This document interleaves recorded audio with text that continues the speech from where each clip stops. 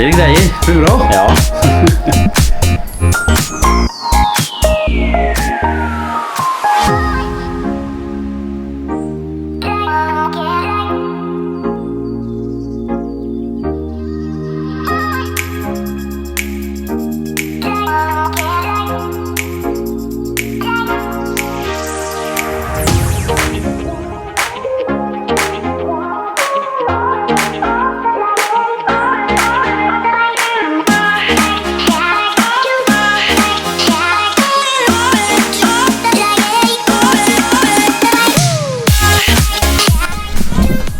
Veldig bra, Tommy. Kjempebra.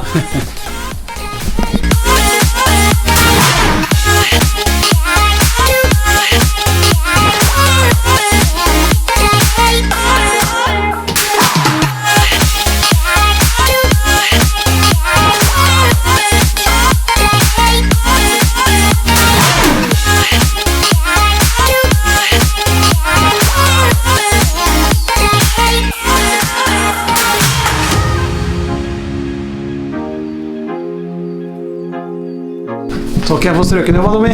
Jo, bare hyggelig det. Takk skal du ha. Lykke til i helga. Takk for det. Skal jeg reise? Jeg tar med godesken. Den er grei, vet du. Fint det. Ha det. Ha det bra.